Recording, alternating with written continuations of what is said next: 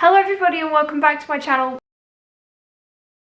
Welcome to a video that I'm very excited to finally be sharing with you guys. It has been a journey for me making this video. In today's video I am going to be rereading it and talking about my different things that kind of pop into my head as I'm reading it and things that I really noticed. If you have not watched both of the movies and you haven't read it and you're planning to do either of those two things and you don't like to be spoiled, you don't like to know what happens before watching or reading something, then click away from this video and promise me that you'll come back. Hopefully when I section out this video you should be able to see which bits have got spoilers in them, so you can skip over it if you want to watch this video anyway. Also, I wanted to point out there's going to be trigger warnings for this video. I don't actually talk about things in depth, but I do mention some things that happen throughout the book which are very difficult to deal with for a lot of people, so I just wanted to throw that out. Without further ado, welcome to this video. I hope you enjoy it.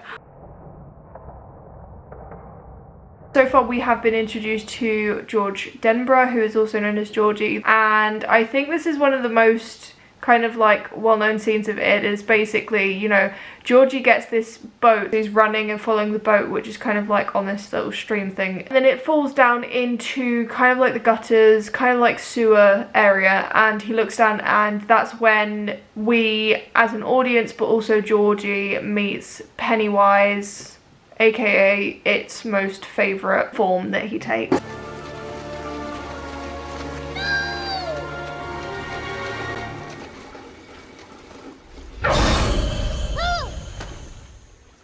Georgie.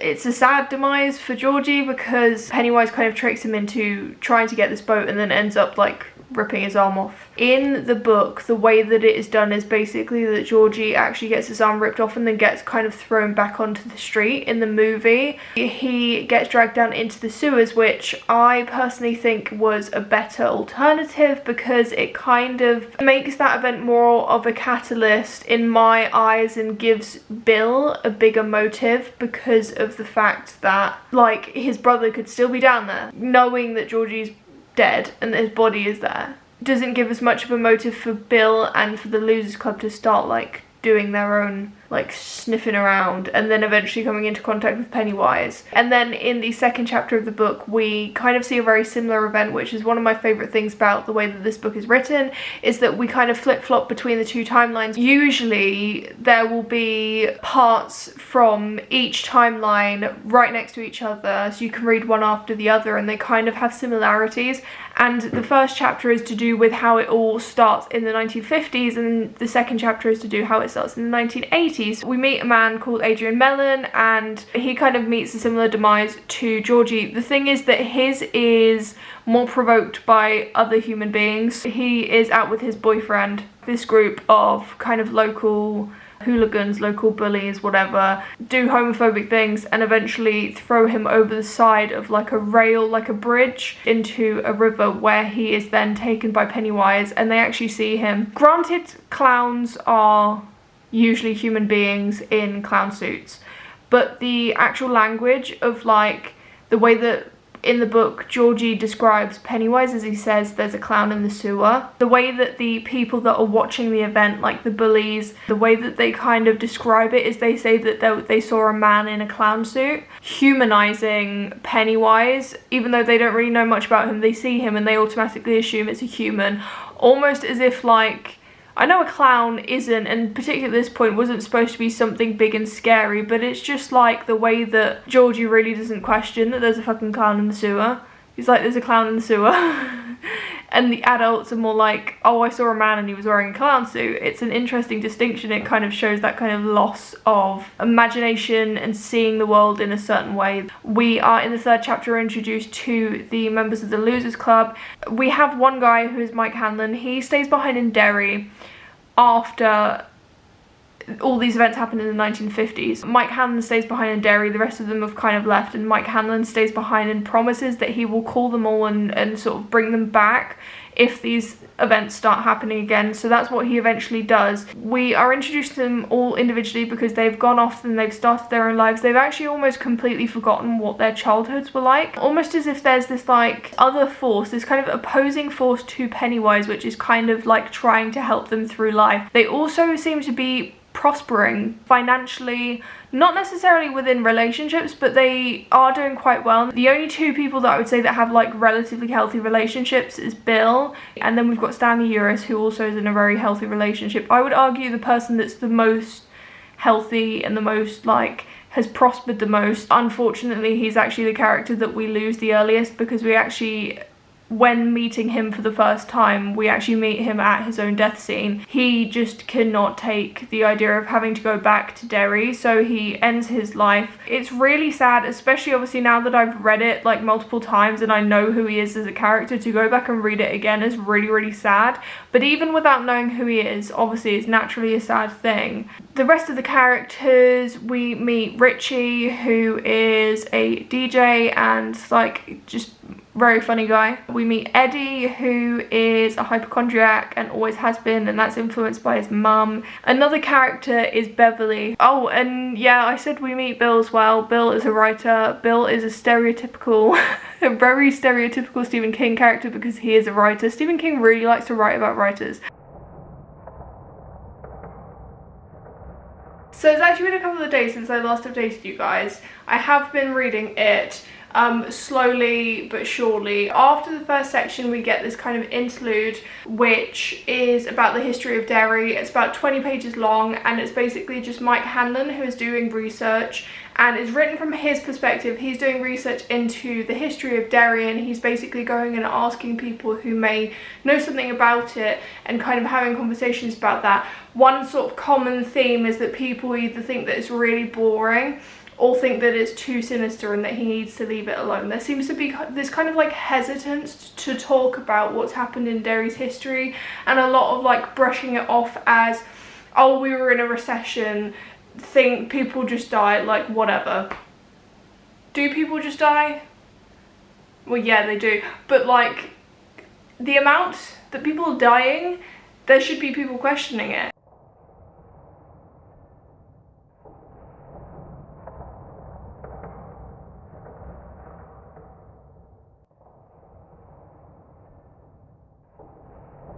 A sickness? Okay, what's sickness, Ma? You know what these are? They're gazebos! They're bullshit!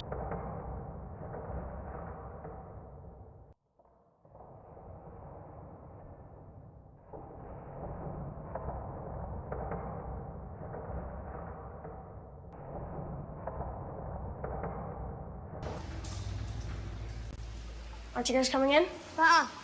It's gray water. What the hell's gray water? It's basically piss and shit, so I'm just telling you.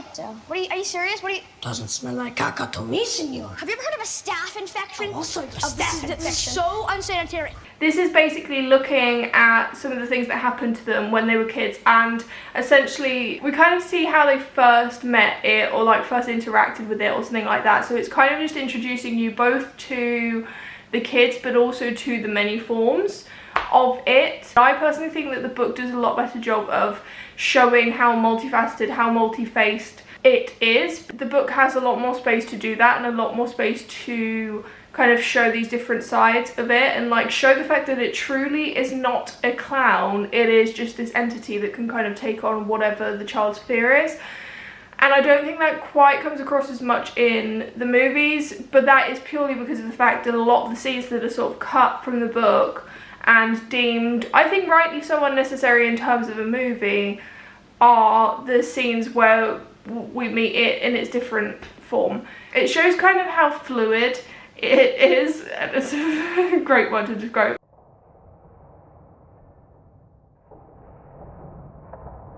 So as I sort of briefly touched upon, there are interludes in this book. They kind of deepen your understanding, they widen your understanding of Derry and of the fact that this story isn't just about this monster, this creature, this force, this entity.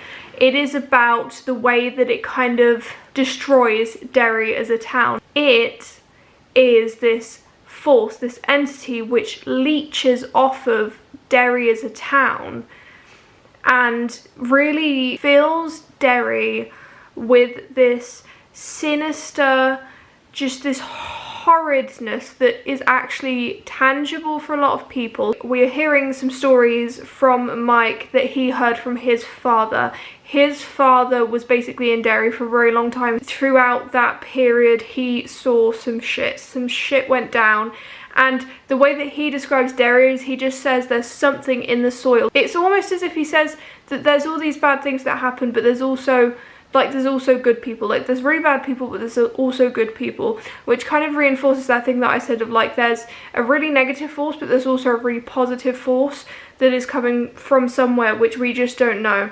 But we could presume that the negative force is coming from it. Ultimately, the world exists in real life and in fiction with bad people. Bad people exist in the world, and we don't know what makes people inherently bad. We can only kind of guess, and we can use science to a certain degree. And I guess ultimately the answer is that no one's just bad. There's no such thing as just being pure evil, whereas obviously in this book it is pure evil. There's nothing else to describe it because it's not human. It doesn't have humanity to it, and when something has humanity to it, then it's a lot more grey and a lot less easy to define. That is what happens in Derry. So many bad things that happen that are not directly, they don't, like, at first glance they don't seem like it's it. It's not just it going out and attacking a bunch of people, eating people, consuming people. Do you have dreams about Pennywise? I've seen him before. He's on top of your head. And he's eating a dog and a duck and a fox. And he's drinking a grandmother. Sucking the life force out of people. It's not it that's doing these things.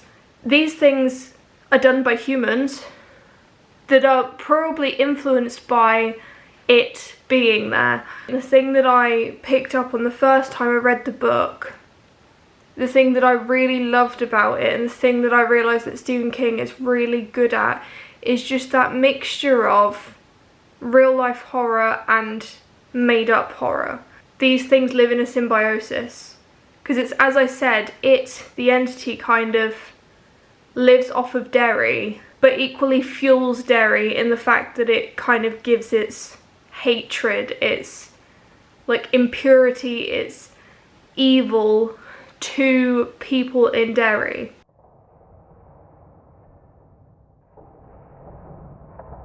So I have a quote here, I don't know what that was. I have a quote here that I thought was really interesting, and this is from the very first page of the interlude.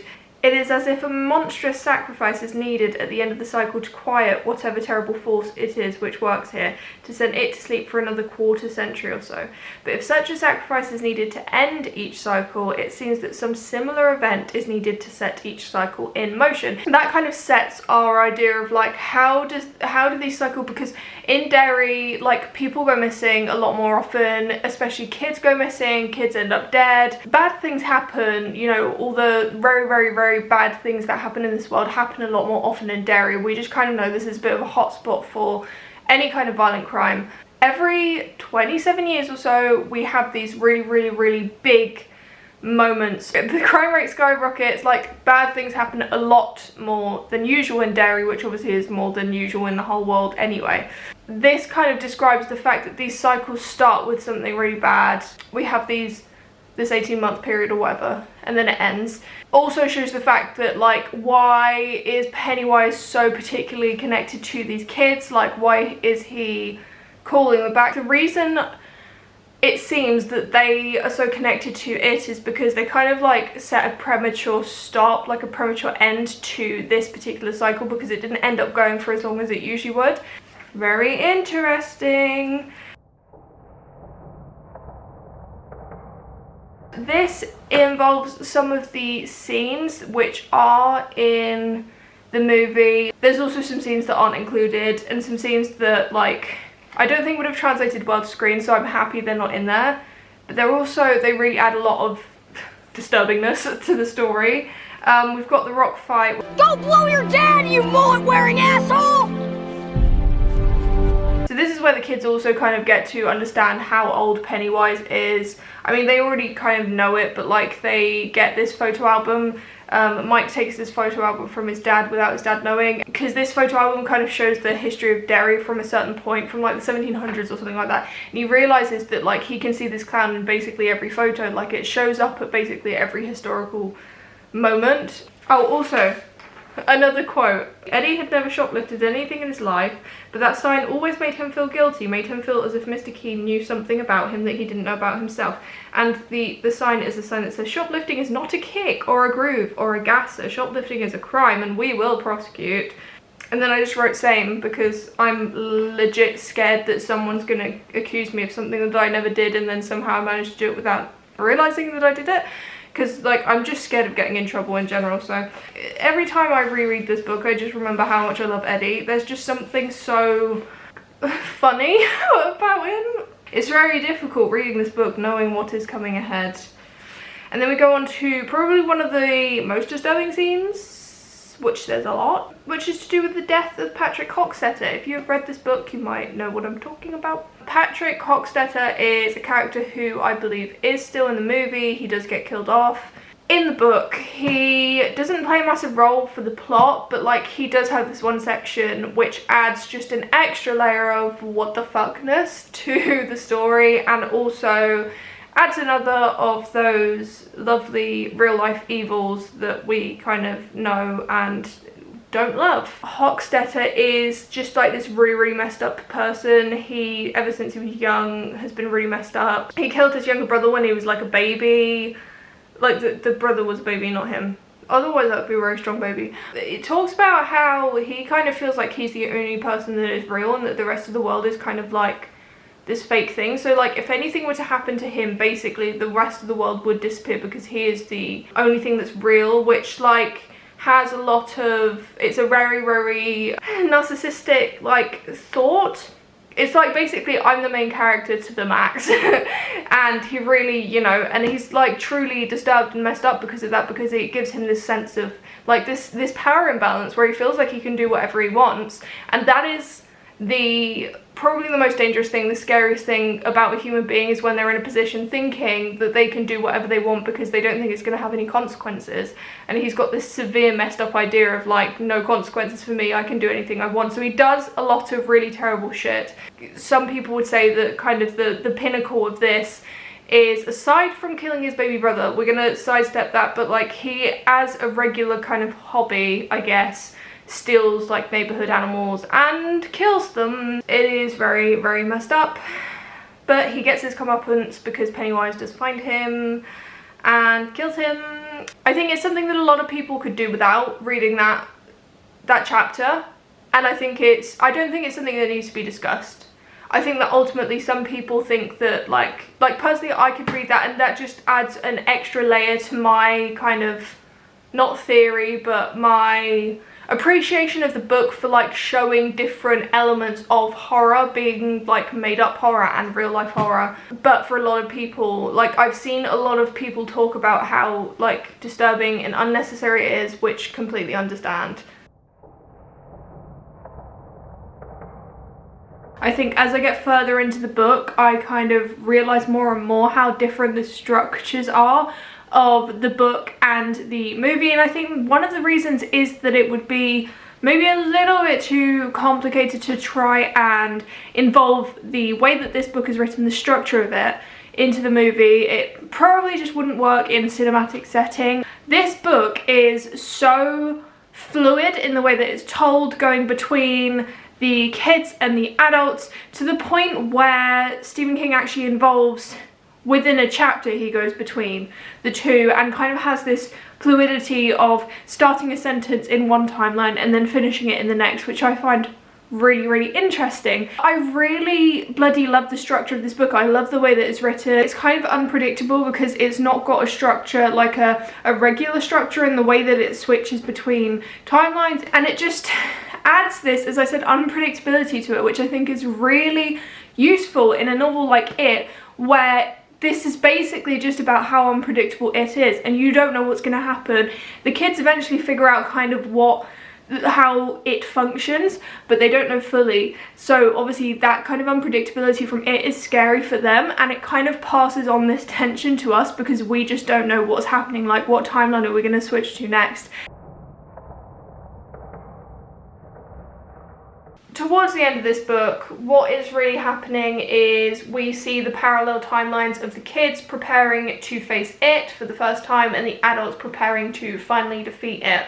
And I really like this section because it really is where a lot of the parallels lie between the two timelines, and I really appreciate it. They have like flashbacks, flash forwards, like parallels between literally like exactly being in exactly the same spot, just in the two different timelines, which I think was really well done. This is also one of the sections where it's very fluid between the two timelines, which I also really appreciated. Again, can be a little bit confusing, but if you are reading this book and you're wondering kind of what's what, look out for what characters are alive. Before, as kids, they go down into the sewers, they actually meet it in its werewolf form, and basically have created these little slugs of silver, thinking that if they hit the werewolf that they can kill it with those slugs. They don't. They meet the werewolf and they definitely hurt it, and that sets off like this realization it has to abide by the laws of its physical form. The form it takes is going to be the thing that, you know,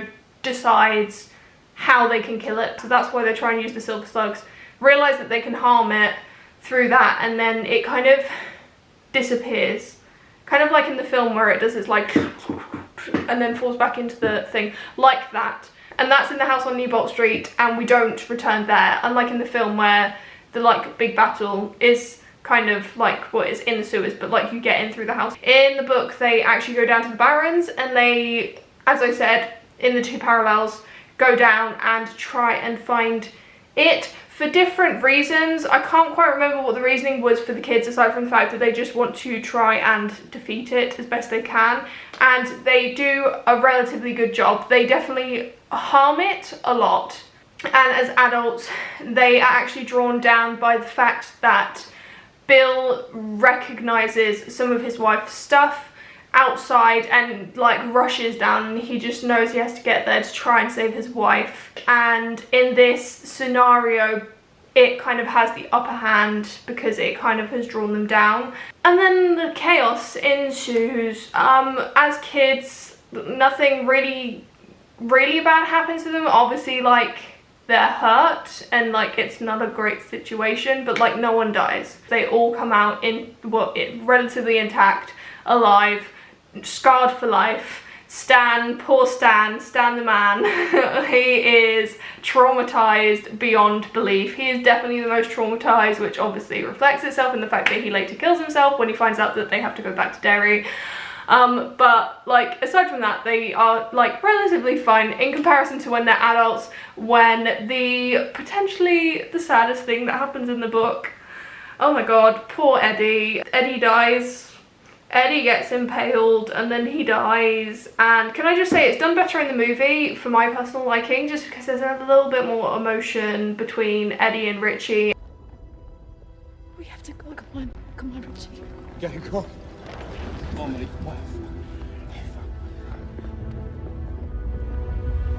Yeah, we gotta go, man. Let's go. Got it. Let's go. We can still help him, guys. We can still help him.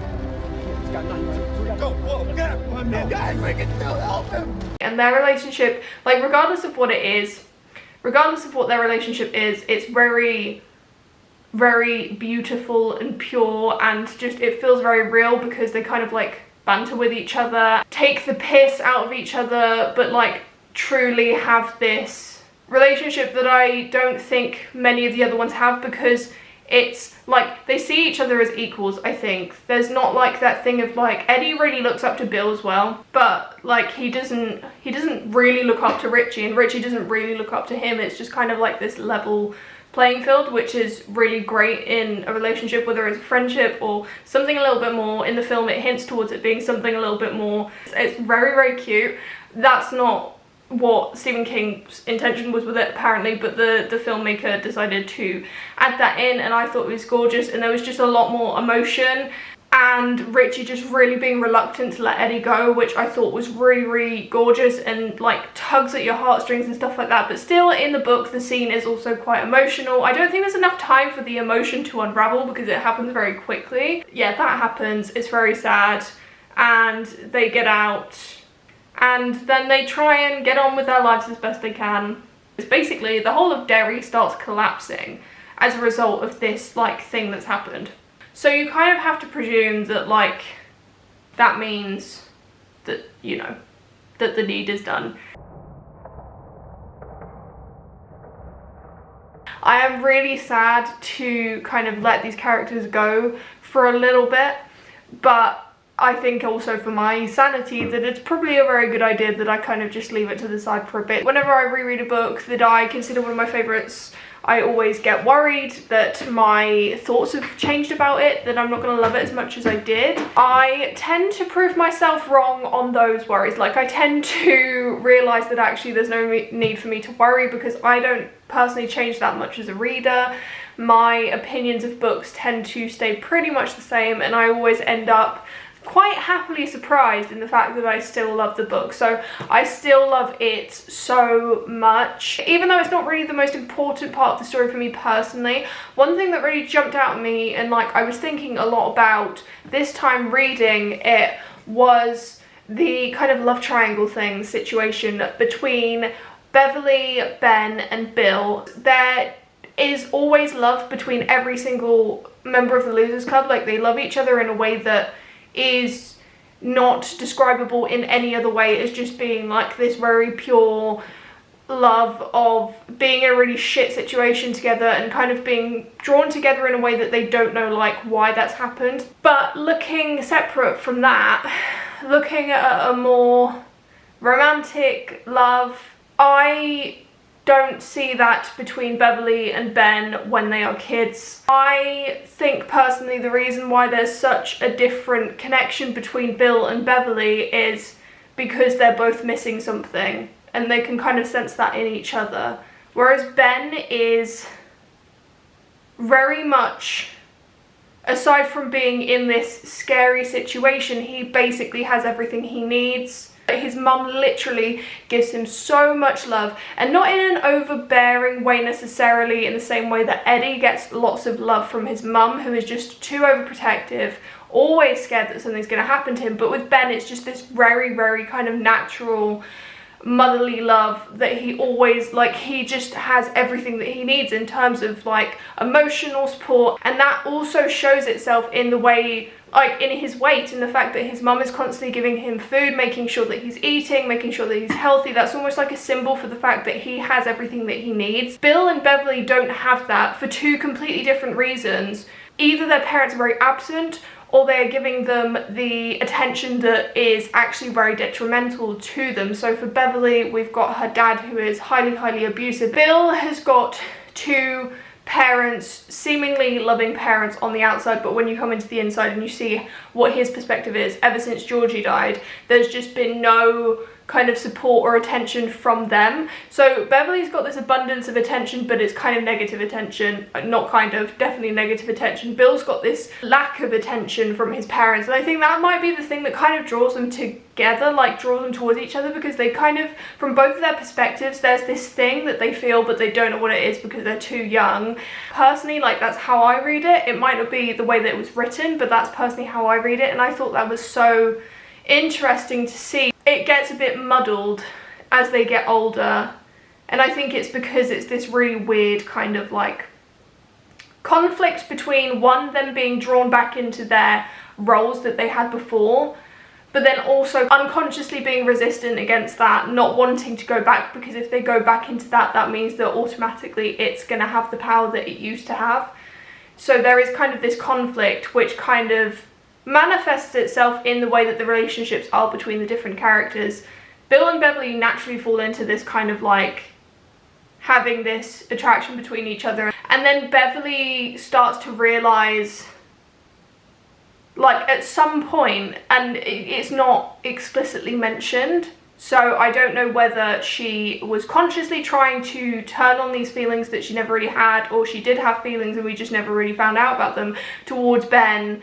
She ends up with Ben, basically. I see that as the fact that Ben has always had this massive love for Beverly, this admiration, this wanting to, like, he literally says he would like run in front of a bullet for her as a kid. I think that's also another reason why Ben and Beverly as kids don't work, because there's really this power imbalance that Beverly doesn't feel the same way about Ben, and if someone is feeling such big emotions of admiration and like would literally kill themselves, like would literally die for someone, that doesn't work. That's too big of a power imbalance in a couple, in my opinion.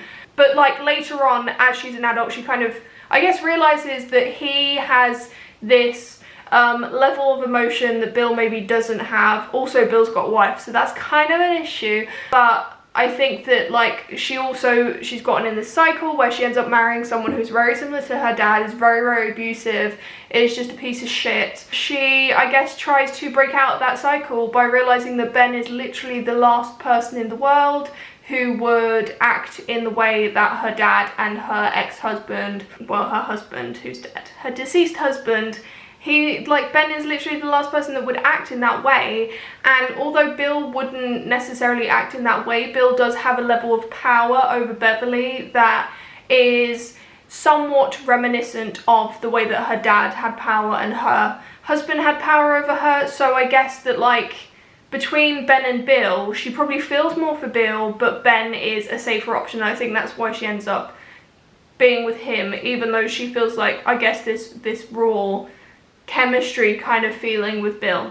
I found it very interesting. There's so much stuff. Like, guys, this book, I realized how many amazing things have gone into it, and it could just be me reading into it. It could just be that he didn't think about it at all, but I think that there's just so much in this that you can like tear to pieces, and it is delightful. I hope that you guys got something out of this video. If you did stay till the end, pat yourself on the back, because I'm pretty sure this is going to end up being a really long video. If you're still interested in picking up it despite kind of knowing all the things that happen, I would still recommend it. If like you're still interested in it, if you're the kind of person that can read a book already knowing kind of what's happened, I would fully recommend it, because I had watched the first movie, so I knew a lot of what happened in the first kind of timeline, and I read it and it gave me such a much bigger appreciation for the story and for the characters, and this will live in my heart forever.